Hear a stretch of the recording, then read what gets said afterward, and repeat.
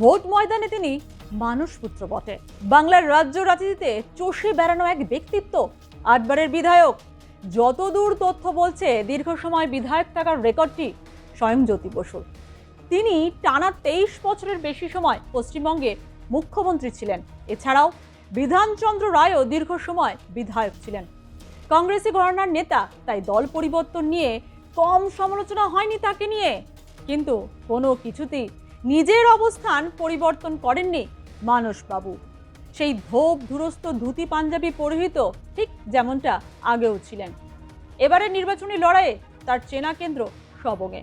বাম আমলেও আগলে রেখেছিলেন এই কেন্দ্রকে। তবে এই কাহিনীতে এসেছে টুইস্ট। মানস ভূঁইয়ার ছায়া সঙ্গী এবার তার প্রতিদ্বন্দ্বী। অনেকে বলেন, মানস ভূঁইয়ার বিধায়ক হওয়ার পিছনে নাকি তার ছায়া সঙ্গী অমল পণ্ডার হাত রয়েছে। তাহলে এবার কি হতে চলেছে সবং কেন্দ্রে? কিং বনাম কিং মেকারের লড়াইয়ে কার হাতে থাকবে সবংয়ের রাশ? তা নিয়ে আলোচনা করব আজ এই ভোটের হাওয়াতে। ধুতি পাঞ্জাবি পরিহিত নেতা, এখন হাতে গোনা। এই বয়সেও তিনি ভালোই অ্যাক্টিভ। কংগ্রেসে থাকার সময় বর্ধমানের মঙ্গলকোটে সিপিএম হারমাদদের তাড়া খেয়ে ধুতি হাঁটুর ওপর তুলে ধান ক্ষেত পেরিয়ে যে দৌড় দিয়েছিলেন, তা আজও চোখে ভাসে। পেশায় চিকিৎসক হলেও তিনি বাস্তবে রাজনীতির ময়দানে চাঁচা ছোলা ভাষায় কথা বলতে অভ্যস্ত হলেও তার প্রিয় রং কিন্তু বাসন্তী। 1982 সাল থেকে এক টানা বিধায়ক মানস ভূঁইয়া। বাম আমলেও সবং শক্ত হাতে আগলে রেখেছিলেন তিনি। সেই সময়ে কংগ্রেসই ছিলেন মানস ভূঁইয়া। প্রদেশ কংগ্রেস সভাপতিও হয়েছিলেন তিনি। তবে 2016 সালের বিধানসভা নির্বাচনের পরে তৃণমূল কংগ্রেসে যোগ দেন মানসবাবু। রাজনীতিতে পোড় খাওয়া নেতা, দল পাল্টেও নিজের জায়গা তৈরি করেছিলেন। প্রদেশ কংগ্রেস সভাপতি থেকে রাজ্যসভার সাংসদ ও বিধায়ক পদ, রাজনীতির প্রতিটি মোড়ে তিনি ওয়াকিবহাল। তবে এবার সবংয়ের লড়াইটা একটু অন্যরকম। তার দীর্ঘদিনের ছায়া সঙ্গী কুল বদল করে বিরোধী শিবিরে। অমল পণ্ডা, সবংয়ে তিনি পরিচিত মানস ঘনিষ্ঠ হিসাবেই। সবং পঞ্চায়েত সমিতির প্রাক্তন সভাপতি অমল পণ্ডাও 2016 সালে মানুষের সঙ্গে চলে আসেন তৃণমূলে। তবে বিজেপির প্রার্থী হওয়ার পরে নাম না করে মানস ভূঁইয়ার বিরুদ্ধে তোপ দেখেছেন তিনি। কি বলেছেন তিনি? তার দাবি, সবংয়ে ব্যক্তির উন্নয়ন হয়েছে, সামগ্রিক উন্নয়ন হয়নি। আর একেই বোধহয় বলে রাজনীতি। কে কখন যে রং বদলায় তার আভাস পাওয়া খুব মুশকিল।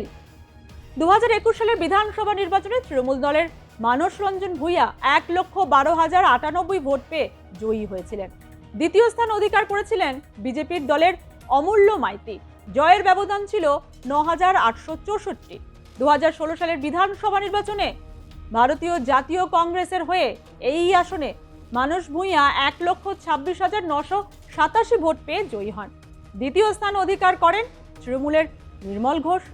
তার জয়ের ব্যবধান ছিল 49,167। 1951 সালে প্রতিষ্ঠিত সবংয়ে এই পর্যন্ত 14টি বিধানসভা নির্বাচন দেখেছে, যার মধ্যে 2017 সালের উপনির্বাচনও হয়। 1996 এবং 2001 সালে পরাজয় ব্যতীত মানস ভূঁইয়া সবং রাজনীতিতে প্রভাবশালী ব্যক্তিত্ব। তিনি 1982 সাল থেকে 1991 সালের মধ্যে টানা 3 বার এই আসনটি জিতেছিলেন এবং 2006 থেকে 2016 সালের মধ্যে আরও 3 বার জিতেছিলেন। 2016 সালে কংগ্রেস থেকে পদত্যাগ করেন এবং রাজ্যসভার সদস্য হন। তার পদত্যাগের ফলে সংগঠিত 2016 সালের উপনির্বাচনে তাঁর স্ত্রী গীতা রানী ভূঁইয়া তৃণমূল কংগ্রেসের হয়ে আসনটি জিতেছিলেন। মানস ভূঁইয়া 2021 সালে তৃণমূল প্রার্থী হিসেবে ফিরে আসেন এবং আবার জয়ী হন, তবে অনেক কম ভোটে। তিনি বিজেপির অমূল্য মাইতিকে 9,864 ভোটে পরাজিত করেন। সবং আসনে লোকসভা নির্বাচন বেশ কিছুটা কঠিন এবং আকর্ষণীয় প্রতিদ্বন্দ্বিতা এবং তৈরি করেছে। 2009 সালে সিপিআই তৃণমূল কংগ্রেসের চেয়ে 6,164 ভোটে এগিয়ে ছিল। 2014 সালে এই ব্যবধান তীব্রভাবে হ্রাস পায়, যখন সিপিআই কংগ্রেসের চেয়ে মাত্র 68 ভোটে এগিয়ে ছিল। 2019 সালে তৃণমূল এগিয়ে যায়, সেবার তারা বিজেপির চেয়ে 6,170 ভোটে এগিয়েছিল।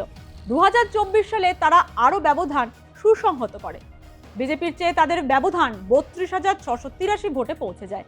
বিজেপি আবার দ্বিতীয় স্থানে চলে আসে। অতএব সবং কেন্দ্রে দুই ফুলের লড়াই এবার আকর্ষণ বাড়িয়ে দিয়েছে এই কেন্দ্রে। মানস ভূঁইয়ার রাজনীতির সহজ পাঠ সবই নখদর্পণে অমল পণ্ডার। অতএব এখন দেখার কিং আর কিং মেকারের লড়াইয়ে কে শেষে বাজি মাত করে।